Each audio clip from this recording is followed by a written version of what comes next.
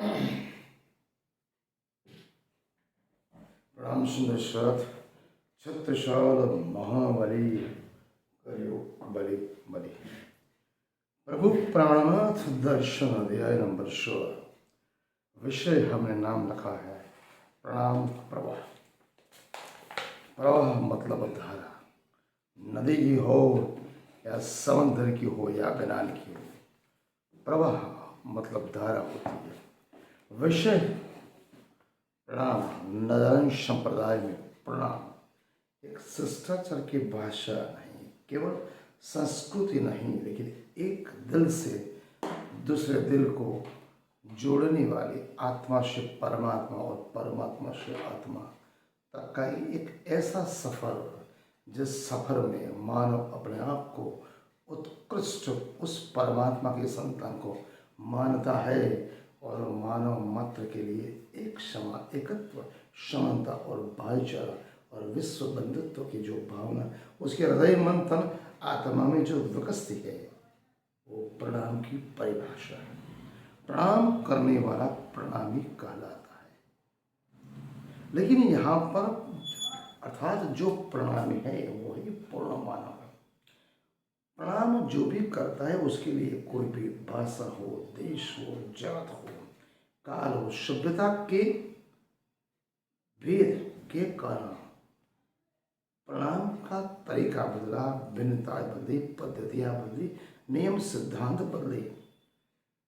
सभी का अलग अलग प्रकार का अभिवादन होता है, लेकिन सबकी अपनी अपनी मान्यता है। लेकिन प्रणाम किसी भी जो शब्द अभिवादन के तौर पर एक इंसान दूसरे इंसान को जो मिलता है सौहार्दपूर्ण से, प्रेम पूर्वक से, उस समय जो अभिवादन करता है उसकी जन्मभूमि जननी अगर गिना जाए तो केवल और केवल प्रणाम। भाषा एवं धारणाएं भ्रमित होती है, भ्रमित की जाती है, दर्शाई जाती है।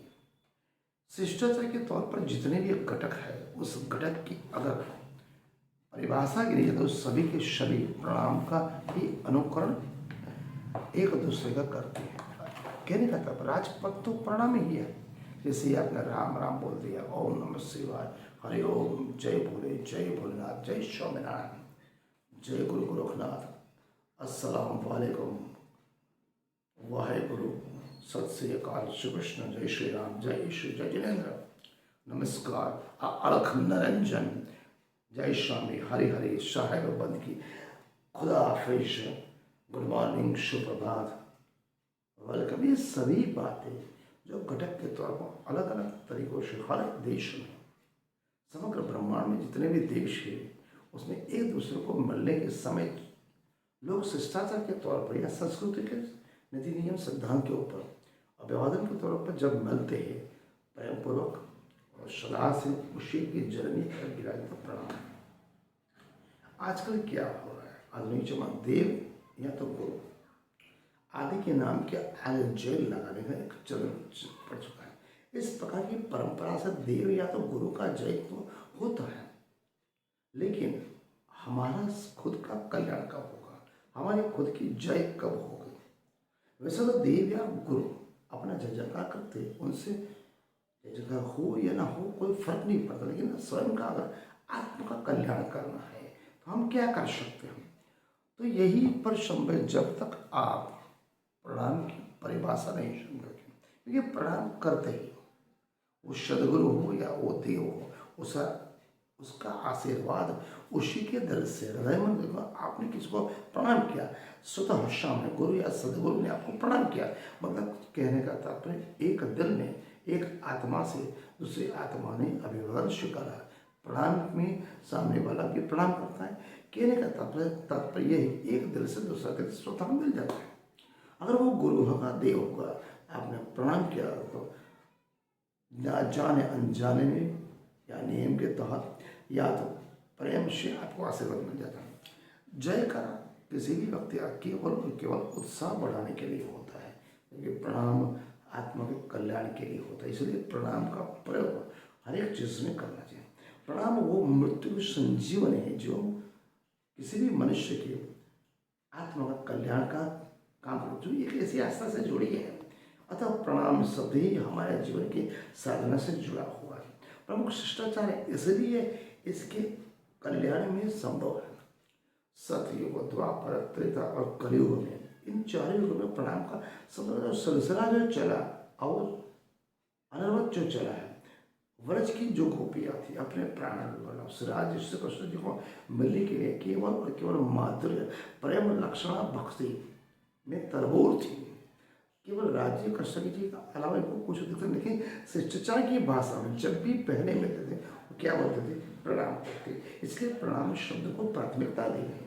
महामनुष्य प्राणनाथ जी महाराज इसलिए कुलजम स्वरूप वाणी में रास प्रकरण 8 में 10वीं 50 चौपाई में क्या कर रहे? दैव प्रदक्षिणा अति घनी, दैव प्रदक्षिणा अति घनी साधे गीता दंडोत प्रणाम हमें करशु रामत रंगे तने अने भजसु हैडारी नाश। सुंदर साथ जी मनोकामना पूर्ण करने के लिए सिराज जी ने प्रार्थना के रूप में हमें प्रणाम शब्द की महामति से प्राणनाथ जी महाराज द्वारा हमें इसका उत्कृष्ट प्रमाण दिए।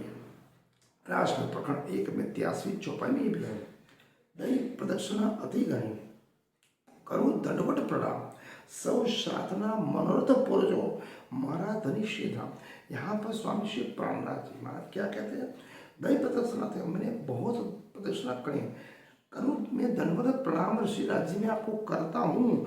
सभी साथ जितने भी सुंदर साथ है उनके आप मनोरथ पूर्ण कर जो मारा धनी श्रीधाम। मतलब केवल प्रणाम राज्य को कहने से, कृष्ण जी को कहने से हमारे सभी मन मनोरथ पूर्ण हो जाता है। इसी कालमय के ब्रह्मांड में इसलिए प्रणाम की परिभाषा, प्रणाम का महत्व, हमें प्रणाम का महत्व समझना चाहिए। और आगे कहेंगे तो रास प्रकाश ग्रंथ में भी पिया प्राणनाथ क्या कहते हैं? करू प्रणाम लाखों चरण सेवा करशु हूँ वाला घणे दंडवत करू जीवने मन दो प्रदक्षिणा रात ने दिन।